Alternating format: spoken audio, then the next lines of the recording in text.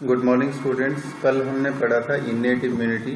Immunity का जो first type था इन्नेट यानी कि होता है जो कि जन्म से प्रेजेंट होती है, लेकिन इम्यूनिटी ऐसी भी होती है जो कि जैसे जैसे हम बड़े होते जाते हैं हमारी बॉडी डेवलप करती जाती है। जैसे जैसे नए नए पैथोजन या फिर डिजीज कॉजिंग ऑर्गेनिजम्स के कांटेक्ट में आती है तो उनके अगेंस्ट कोई इम्यूनिटी डेवलप करती जाती है, उसको हम कहते हैं एक्वायर्ड इम्यूनिटी।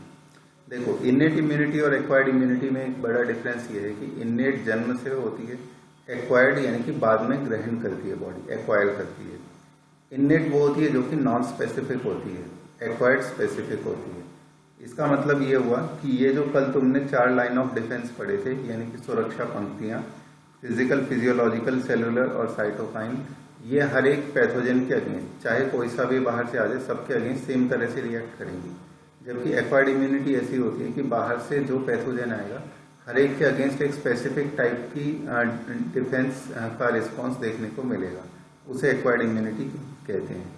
अब एक्वायर्ड इम्यूनिटी के बारे में पहली लाइन में ही तुम्हारी बुक में देखो क्या लिखा है, इट इज पैथोजन स्पेसिफिक, यानी कि अगर बॉडी में साल्मोनेला टाइफी यानी कि टाइफाइड कॉजिंग बैक्टीरिया आएगा तो उसके अगेंस्ट वो अलग तरह से रिएक्ट करेगा, ठीक है। और अगर कोई दूसरा ऑर्गेनिज्म आएगा तो उसके अगेंस्ट अलग तरह से रिएक्ट करेगा। इसके बाद अब देखो इन्होंने क्या लिखा है, सबसे पहले एक डेफिनेशन दी है, वो है प्राइमरी रिस्पॉन्स। क्या होता है प्राइमरी रिस्पॉन्स और क्या होता है सेकेंडरी रिस्पॉन्स, ये हम अभी देखते हैं। सेकेंडरी रिस्पॉन्स को एक नाम और देते हैं, वो होता है एनेम्नेस्टिक रिस्पॉन्स। एनेम्नेस्टिक का नाम तुम्हारी बुक में दिया है क्या? हाँ, दिया है। सेकेंडरी और एनेम्नेस्टिक रिस्पॉन्स तुम्हारी बुक में भी दिया है। देखो, अब प्राइमरी और सेकेंडरी क्या होते हैं। जैसे कि सपोज करो कि मेरी बॉडी में कोई पैथोजन ने एंटर किया, एंटर करने के बाद उसने मल्टीप्लाई किया, लेकिन मेरी बॉडी का इम्यून सिस्टम उसके अगेंस्ट इम्यूनिटी बनाने में कामयाब हो गया, है ना, उससे लड़ने में कामयाब हो गया और वो डिजीज मेरी बॉडी से चला गया। तो ये जो रिस्पॉन्स इम्यून सिस्टम का होगा इसे कहेंगे प्राइमरी रिस्पॉन्स। प्राइमरी रिस्पॉन्स में बनने वाले जो सेल्स और एंटीबॉडीज होते हैं, क्या क्या बनता है? एंटीबॉडीज बनते हैं और सेल्स बनते हैं। कौन से सेल्स? WBC cells. WBC का स्पेशल टाइप जिनको हम क्या कहते हैं? टी सेल्स, ये बनते हैं। और एंटीबॉडीज क्या होती है? ये सेल्स नहीं होते, ये प्रोटीन्स होते हैं। तो किस तरह की इम्यूनिटी डेवलप होती है? स्पेसिफिक वाली, उसमें एंटीबॉडीज बनते हैं जो कि खास उस पर्टिकुलर पैथोजन के अगेंस्ट काम करेंगे, और टी सेल्स बनेंगे जो कि उस पर्टिकुलर पैथोजन के अगेंस्ट काम करेंगे। अगर तुम्हें याद हो पिछली क्लास में 11th क्लास में हमने ये पढ़ा था, एंटीबॉडीज को बनाने वाले जो सेल्स होते हैं उन्हें कहते हैं बी सेल्स।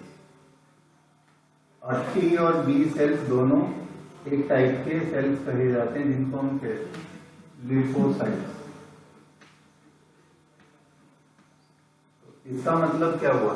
इसका मतलब ये हुआ कि बी सेल्स और टी सेल्स जिनको हम लिम्फोसाइट्स कहते हैं, ये लिम्फोसाइट्स ही हमें स्पेसिफिक इम्यूनिटी यानी कि एक्वायर्ड इम्यूनिटी देते हैं। जिनमें से बी सेल का काम क्या होता है? एंटीबॉडीज बनाना, और टी सेल्स का काम क्या होता है? इन्फेक्शन से लड़ना। दोनों के काम करने के तरीके अलग अलग हैं, उनको मैं समझाऊंगा। पहले हम देख लेते हैं प्राइमरी रिस्पॉन्स क्या होता है। प्राइमरी रिस्पॉन्स यानी कि जब प्राइमरी अटैक होगा डिजीज का, उस समय इम्यून सिस्टम जो रिस्पॉन्स दिखाता है उसको प्राइमरी रिस्पॉन्स कहते हैं। और सेकेंडरी रिस्पॉन्स उसको कहते हैं जो कि सेकेंड अटैक के समय, जब डिजीज का सेकेंड अटैक होता है उस समय जो रिस्पॉन्स इम्यून सिस्टम दिखाता है उसको सेकेंडरी रिस्पॉन्स कहते हैं, है ना, जिसका दूसरा नाम एनेम्नेस्टिक रिस्पॉन्स है।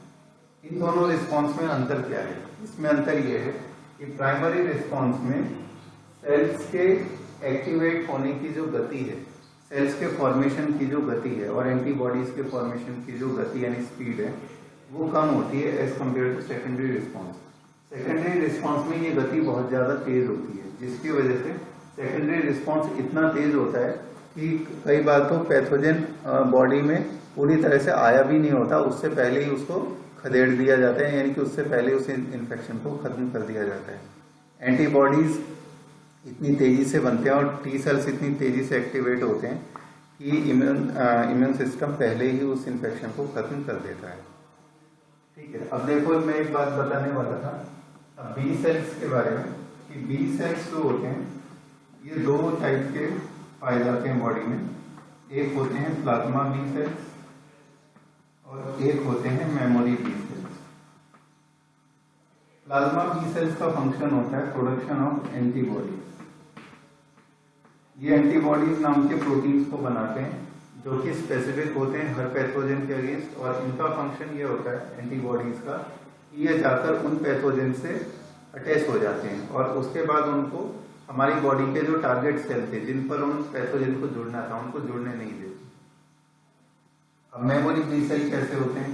मेमोरी का फंक्शन ये होता है कि पहले रिस्पॉन्स में जिस पैथोजन से एनकाउंटर होगा उसको ये अपनी मेमोरी में सेव रखते हैं ताकि अगर दूसरा अटैक हो यानी कि सेकेंडरी रिस्पॉन्स दिखाना पड़े तो ये क्या करे, ये तेजी से एंटीबॉडी का प्रोडक्शन कर दे।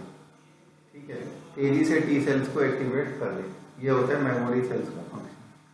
तो इसके अलावा अब देखो अगर तुम्हें याद हो तो टी सेल्स के भी मैंने टाइप्स बताए थे। टी सेल के टाइप्स सुनो क्या होते हैं। टी सेल का पहला टाइप होता है साइटोटॉक्सिक टी सेल, ये है पहला टाइप। और दूसरा टाइप क्या होता है? Natural killer cell. Cytotoxic T cell ऊपर लिखा भी हुआ है, natural killer cells, cytotoxic cells. तो तीसरे होते हैं टी हेल्पर सेल्स, इनको हेल्पर टी सेल्स भी। हेल्पर टी सेल्स का फंक्शन क्या होता है? बाकी सभी सेल्स को हेल्प करना। वो अलग अलग चीजों में दूसरे सेल्स की हेल्प करते हैं। इसके बाद बात आती है primary and secondary immune response are carried out with the help of two special type of lymphocytes present in our blood, B and T lymphocytes, है ना, उनके बारे में मैंने बता ही दिया। B lymphocyte produced an army of proteins in response to pathogens into our blood to fight with them. These are called antibodies. ये भी मैंने बता दिया। T cell themselves do not secrete antibodies but help B cell produce them. ये helper T cell in plasma B cells को help करते हैं antibodies बनाने में। Each antibody molecule has 4 peptide chains. चलो अब हम इनका स्ट्रक्चर देखते हैं कि एंटीबॉडीज का स्ट्रक्चर कैसा होता है।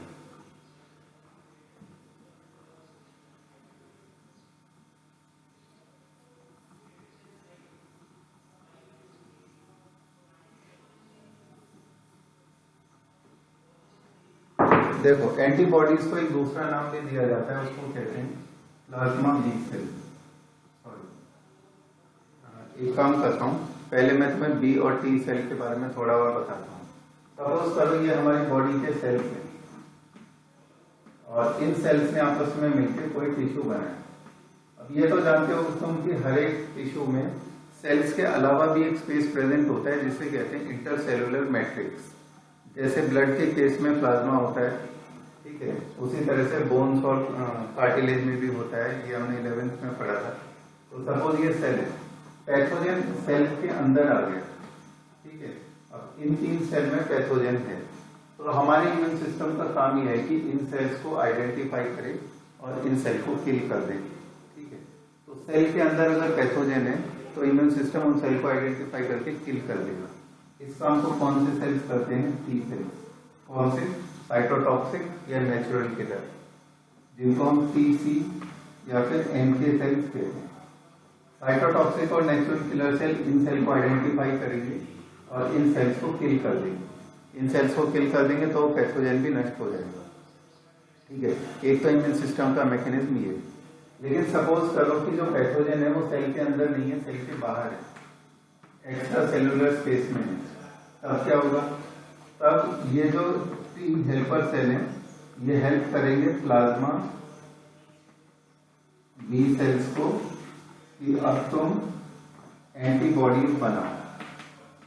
ये एंटीबॉडीज नाम के जो प्रोटीन्स होंगे ये जाकर किस पर अटैक करेंगे? ये एक्स्ट्रा सेलुलर स्पेस में जितने पैथोजेंस थे सब पे एक्टिव जाकर ये जुड़ जाएंगे और इनको ये कर देंगे न्यूट्रलाइज, यानी कि इनको ये कर देंगे, इनका प्रभाव खत्म कर देंगे।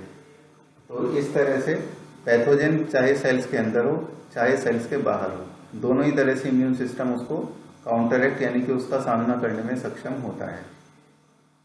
ठीक है, अब हम बात कर रहे थे एंटीबॉडीज के स्ट्रक्चर की।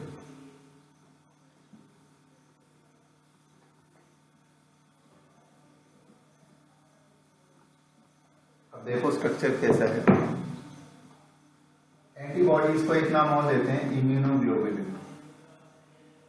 इम्यूनोग्लोबुलिन, और जैसा कि तुम इस स्पेलिंग में देख रहे हो कि इम्यूनो का मतलब है कि हमें इम्यूनिटी देते हैं, और ग्लोबुलिन का मतलब है कि ये ग्लोबुलर प्रोटीन होते हैं।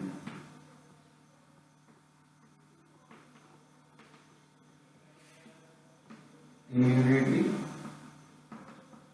गिविंग ग्लोबुलर प्रोटीन, और इसीलिए इनको इम्यूनोग्लोबुलिन को शॉर्ट में आईजी भी कहा जाता है।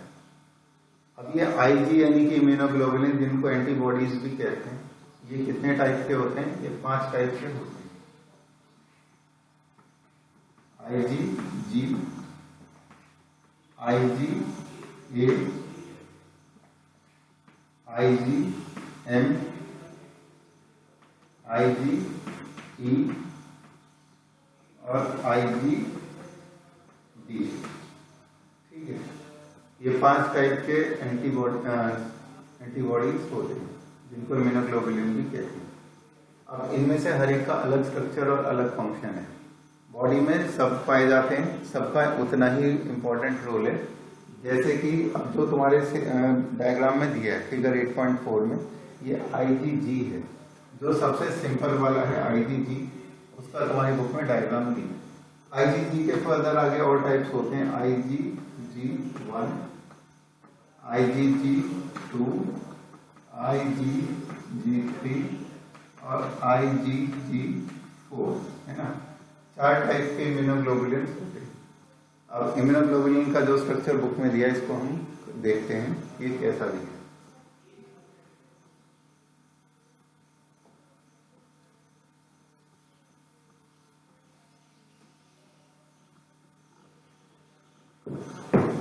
इसमें प्रेजेंट होती है एक हैवी चेन और एक, जैसे 2 हैवी चेन्स प्रेजेंट हैं, और इसके अलावा प्रेजेंट है 2 लाइट चेन्स।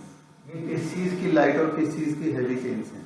ये है एमिनो एसिड की चेन, और इस वजह से इनको कहते हैं पॉलीपेप्टाइड चेन। तो ये है heavy polypeptide chain, heavy polypeptide chain, और ये है light polypeptide chain, light polypeptide chain. चलो इतना क्लियर हो गया। अब हम बढ़ते हैं इससे आगे। जैसा कि हम जानते हैं कि पॉलीपेप्टाइड्स जो होते हैं वो एमिनो एसिड के पॉलीमर्स होते हैं, और इस वजह से इसमें क्या होगा कि एक एंड पर प्रेजेंट होगा कार्बोक्सिलिक एंड और एक एंड पर प्रेजेंट होगा एमिनो एंड। उसका रीजन ये है कि हर एक एमिनो एसिड में एक एंड पर होता है NH2 ग्रुप और एक एंड पर होता है कार्बोक्सिलिक ग्रुप। ठीक है, तो अगर ये एंड टू एंड जुड़ते चले जाएंगे और एक चेन बनाएंगे पॉलीपेप्टाइड चेन, तो ये जो NH2 है ये अगले वाले के COOH से जुड़ा होगा अगले एमिनो एसिड। ठीक है, फिर इसका वाला जो NH2 है वो अगले वाले के COOH से जुड़ा होगा,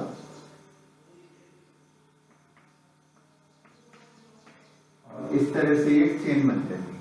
अब तुम देखो कि इस चेन में एक एंड पे NH2 है और एक एंड पे COOH। तो उसी तरह से इन पॉलीपेप्टाइड चेन्स में भी ऊपर की तरफ होता है एमिनो ग्रुप दोनों में, और नीचे की तरफ होता है कार्बोक्सिलिक ग्रुप दोनों में।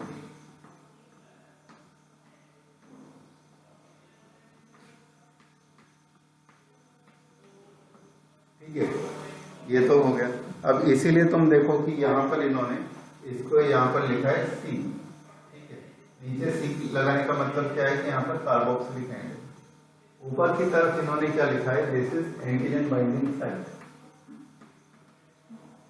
Antigen binding site, antigen binding site वो होती है जहां से एंटीजन यानी कि वो मॉलिक्यूल फाइंड करेगा जो कि बॉडी के लिए फॉरेन है, यानी कि जिसको कि आइडेंटिफाई करेगा। इस एंटीबॉडी मॉलिक्यूल का फंक्शन क्या है? बाहर से आने वाले फॉरेन यानी कि नॉन सेल्फ मॉलिक्यूल्स को आइडेंटिफाई करके उनको क्या करना, कैप्चर करना। अब नॉन सेल्फ कहाँ होंगे? नॉन सेल्फ तो पैथोजेनिक सेल्स पर होंगे या उनके प्रोडक्ट्स में होंगे। तो हमारी बॉडी का इम्यून सिस्टम इस तरह से फंक्शन करता है कि वो दो चीजों में डिफ्रेंशिएट आराम से करता है, एक तो सेल्फ में और एक नॉन सेल्फ में। तो जो सेल्फ वाले मॉलिक्यूल्स हैं यानी कि जिनका स्ट्रक्चर इम्यून सिस्टम आइडेंटिफाई कर लेता है कि ये अपने हैं, उनके अगेंस्ट ये एंटीबॉडीज ज्यादातर उन पर अटैच नहीं होते। ये सिर्फ अटैच होते हैं नॉन सेल्फ यानी कि फॉरेन वाले मॉलिक्यूल्स पर, जो पाए जाते हैं किस पर? सरफेस पर, किसके? पैथोजेनिक मॉलिक्यूल्स के। ठीक है, इसके बाद बात आते हैं अब यहाँ पर इन्होंने कुछ और भी चीजें दी है, जैसे कि यहाँ लिखा इन्होंने एन क्या डिफाइन करता है कि ये एमिनो एसिड है। इसके अलावा इन्होंने इसमें कलर्स लिखा है, जैसे सबसे ऊपर यहाँ ब्लू है, फिर ये पूरा ऑरेंज है, ऐसे यहाँ पर ब्लू है, फिर ये पूरा ऑरेंज है, यहाँ पर येलो है और यहाँ पर रेड है, यहाँ पर येलो है और यहाँ पर रेड है। तो ये जो जोन्स होती है, ये इन जोन्स को कहते हैं डोमेन्स। ठीक है, और इन डोमेन्स में क्या प्रेजेंट होते हैं? Disulphide linkages. अगर तुम देखो यहाँ पर SS करके बनाया है, जो क्या इंडिकेट करता है? Disulphide linkages, SS। ठीक है, ऐसे ही इसमें भी। लेकिन ज्यादा इंपॉर्टेंट क्या है? इन दोनों के बीच में प्रेजेंट डाइसल्फाइड लिंकेज, जो इन दोनों हैवी चेन्स को आपस में ज्वाइन करके रखती है। तो दो तरह के डाइसल्फाइड लिंकेजेस तुमने देखे, एक तो होते हैं इंटर चेन और एक होते हैं इंट्रा चेन। इंट्रा चेन यानी कि उसी चेन के अंदर। इंट्रा चेन के एग्जांपल तो ये है, और इंटर चेन यानी कि दो अलग अलग चेन्स के बीच में, और इसके बीच में हैवी वाली और इसके बीच में जो प्रेजेंट है उसे कहेंगे इंटर चेन डाइसल्फाइड लिंकेजेस। इसके बाद देखो इन्होंने आगे क्या दिया है? Because these antibodies are found in the blood, response is also called humoral immune response. यानी कि ऐसा इम्यून रिस्पॉन्स जो एंटीबॉडीज के थ्रू होता है उसको कहते हैं ह्यूमोरल इम्यून रिस्पॉन्स। जो एंटीबॉडीज के थ्रू हो उसको कहेंगे ह्यूमोरल इम्यून रिस्पॉन्स, यानी कि जिसमें B सेल्स काम करें, और जिसमें T सेल्स काम करें उसको क्या कहेंगे? उसको कहेंगे cell mediated immune response. Cell mediated immune response, cell mediated यानी कि CMI है ना, और इसको क्या कहेंगे? Humoral immune response. तो सेल मीडिएटेड में T सेल्स काम करते हैं, ह्यूमोरल में एंटीबॉडीज काम करते हैं। This is one of the two types of overall acquired immune response, antibody mediated. Second is called cell mediated immune response or CMI. T cell lymphocytes mediate CMI. Very often when some human organs like heart, eye, liver, kidney fail to function satisfactorily, transplantation is the only remedy to enable the patient to live a normal life. Search begin for a suitable donor. अब देखो यहाँ पर इन्होंने transplantation का छोटा सा description दिया है। अब हम ट्रांसप्लांटेशन को देखते हैं।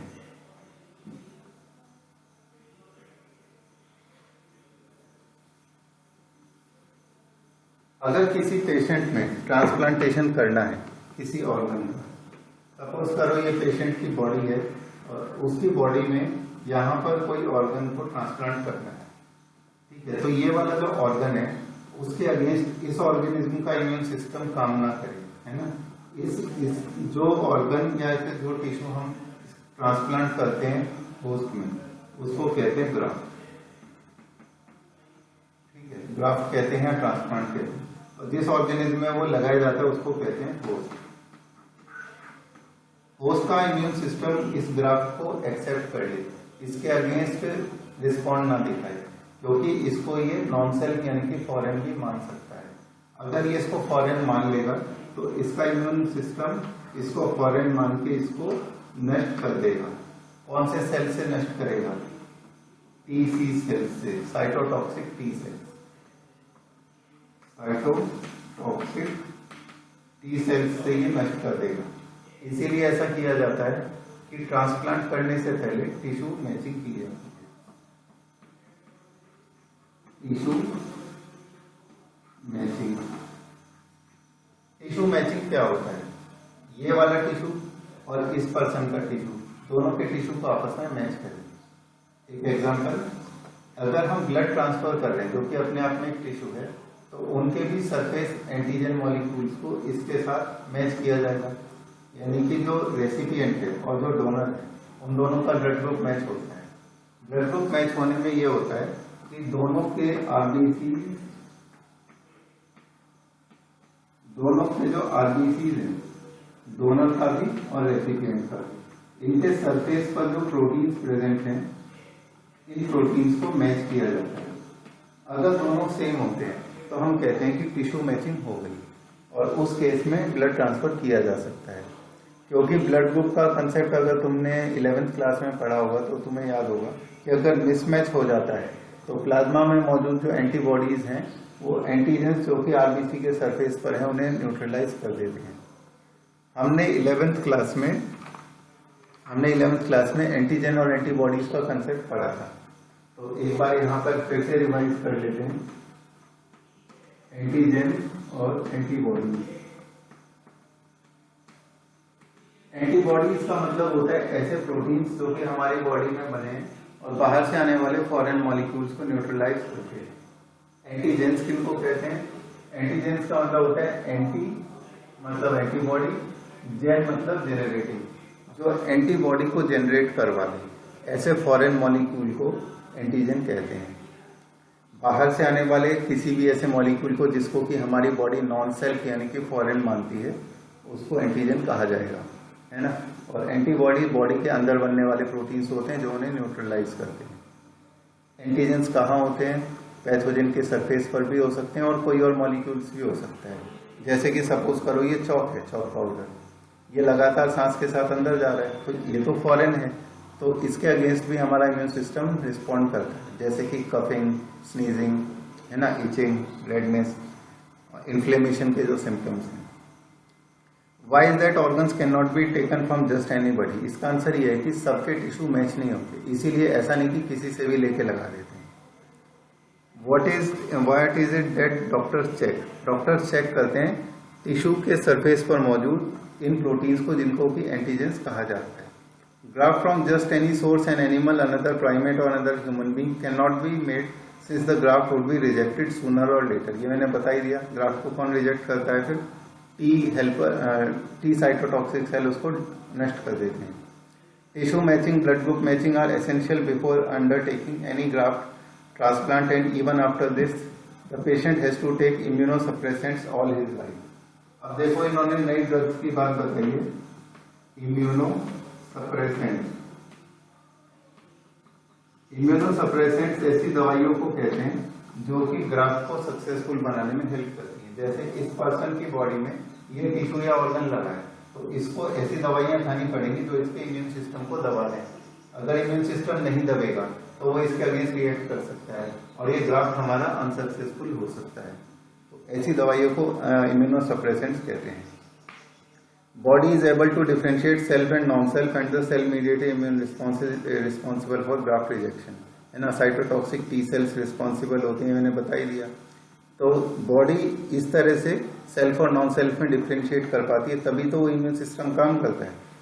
अब इसके बाद आती है एक्टिव और पैसिव इम्यूनिटी, ये हम करेंगे कल, है ना। कल मैं ये भी बताऊंगा ये जो हमने RBG पढ़ा, इसके अलावा AMED क्या होते हैं और उनके फंक्शंस क्या होते हैं। अपनी क्वेरीज और क्वेश्चंस मेरे को पोस्ट कर देना। Thank you.